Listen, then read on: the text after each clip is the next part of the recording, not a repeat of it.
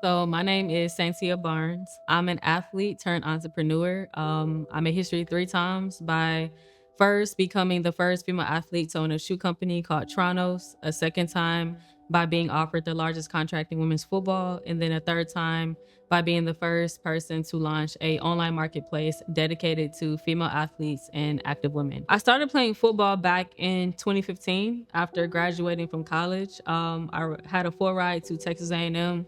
I was 100, 200, 4x1 runner.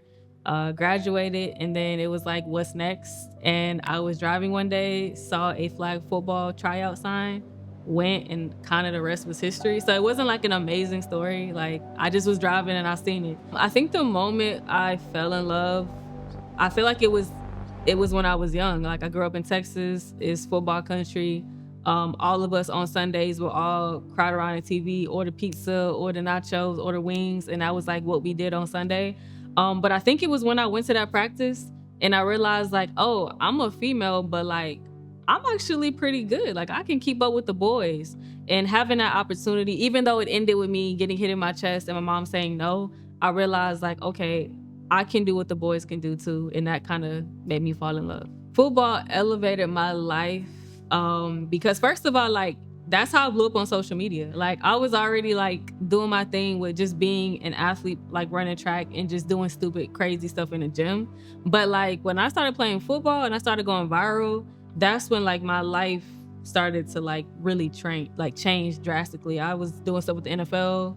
I was doing stuff with Nike, Adidas, all types of stuff back in the day. I'm an OG in flag, so I got to say that too. I'm an OG. Adidas had reached out to me, and they were like, "Do you want to go to the Super Bowl with us? We have some activations happening. You'll get to go to the Super Bowl and all this different stuff." And I was like, "Yeah, why not?" And so they flew me out for Super Bowl, and I was just doing I met all these NFL players. I got to interview Russell Wilson and Sierra, and it was just like, I was like, "Yo, social media's let me do this." And then from there, like, I just had all types of opportunities come from just being an influencer, but also just being a woman breaking barriers. And yeah, it changed my life. I think the most challenging thing was when I got injured, when I tore my ACL. It was shortly after I had kind of started healing from COVID and I was cleared to get back to practice. It was my first year playing tackle for real, for real. And everybody had super high expectations for me, and I had, of course, high expectations for myself. But it was a rainy day. It was cold. It was just really nasty outside. And my best friend called me and she was like, "Yeah, I'm not going to practice today." She was like, "Are you going to go?" And I was like, "Yeah, I have no choice. I've been out. I missed so many practices." She was like, "Bet, I'm not going." And I remember feeling like God was telling me, like, don't go. Just put them covers back on your body. Go back to sleep. But if I'm being honest, my ego was so big. I just really wanted to prove a point. People were like, "Oh, she plays flag. She can't really take no hits," even though I play rugby, which is crazy. But it was just a lot of chatter in the football world. And I just felt the need to prove something, which I don't ever recommend doing it because it always leads to disaster. But anyways, I followed that, went to practice. The whole way there, I felt like God was like, turn around, turn around. Got to practice. Energy was off. It was very weird. But I remember like warm-ups was fine. You know, we started doing some hidden drills. It was good. And then we got into like gameplay, right? So all of the rookies had to just run the same plays over and over, do different, whatever it was the coaches wanted us to do at that time.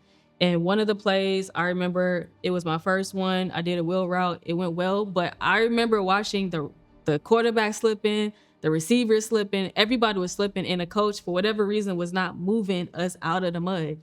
And so one of the last plays before getting injured, I just saw everybody backing up and I didn't know why. It felt like I was kind of getting set up. But I remember doing that same play, ended up slipping out the backfield, felt my leg going under me. And then all of a sudden, everybody on the field started piling on top of me and I heard a pop. And then that was kind of it. I knew that I had injured myself. I didn't know it was my ACL, but I knew something was wrong. And I knew that my life was about to change. I was in denial for like probably a week, and my mom was, taking care of me. She came to my house and everything, and she was like, "You gotta sit down. Like, you can't play." I said, "Nah, I'm good. I promise you." By the way, let me tell you how crazy that moment was. I had got a call from Coca-Cola to do a commercial for the Super Bowl, like a few days prior. I had also got re-invited back to the Super Bowl, but I was supposed to play in a celebrity flag football game at Super Bowl. So in my head, I'm like, what the like? I was having a whole panic attack. Like, I don't know how to explain it, but I just felt like I was literally like suffocating. And my mom was like, Sensei, you can't do. I said, Mom, you know how much money this is? Like, I can't do this. And she was like, Sensei, like, you don't have a freaking eight. Like, what you gonna do? And I just said, nah, I'm good. I promise you, I'm good. She was like, if you go out there, you're gonna completely just tear it completely. And I just couldn't accept it for a very long time. And then I remember I went to the doctor. He confirmed. He was like, yeah,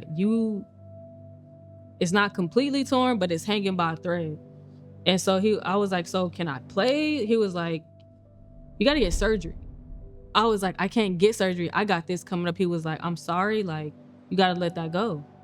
And just to be very honest, I went into like a very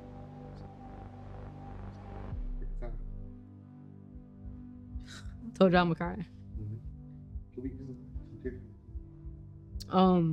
I went into like a very deep depression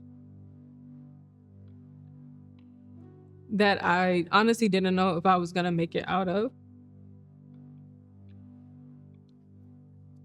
But it was because like I didn't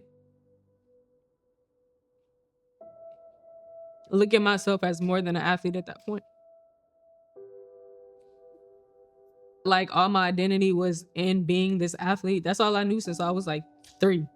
So the fact that that was taken away, I had nothing to do with it. And I couldn't control it. It was like the hardest thing I ever had to go through. And I remember I went to the Super Bowl anyway, which was the dumbest thing to do. I went anyway. And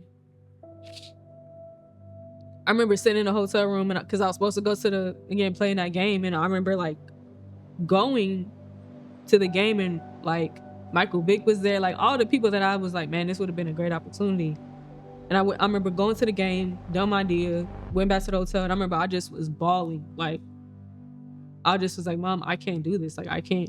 And she was like, you got to give it to God. You got to give it to God. Let it go. And I remember that moment in the hotel room, I just was like, God, I don't know who I am anymore. I don't know what you want me to do at this point. But whatever it is, you got to save me right now because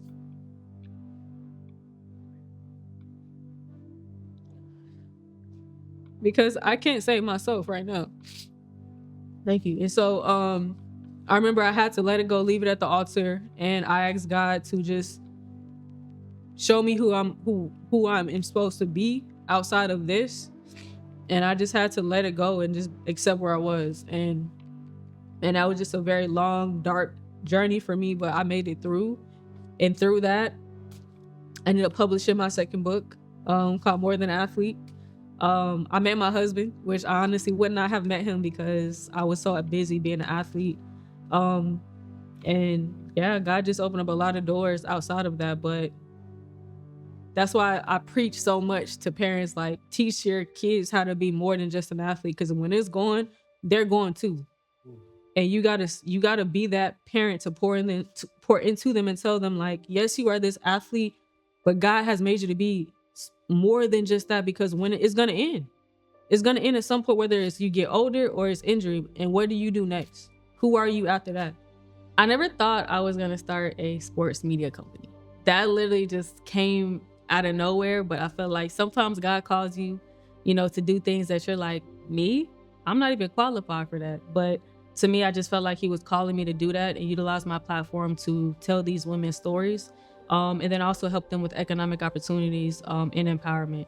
And so here I am. Her Locker is the marketplace for Winning Her Way.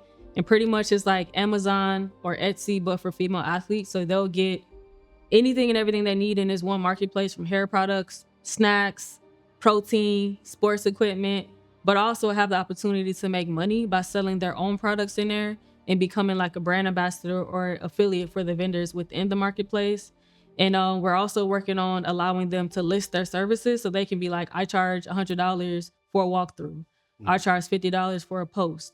But I care deeply about making sure that these women have control of their own destinies so that they don't have to depend on a check that might or might not come. So I am officially retiring from football. I know you all have been asking me day in, day out, when am I coming back? I am not coming back as an athlete, but now I'm coming back to pour into the next generation. And I hope that you all will follow me to my next chapter and be just as supportive, because I got a lot planned. And you can learn more about Winning Her Way at winningherway.com. And see you guys next time.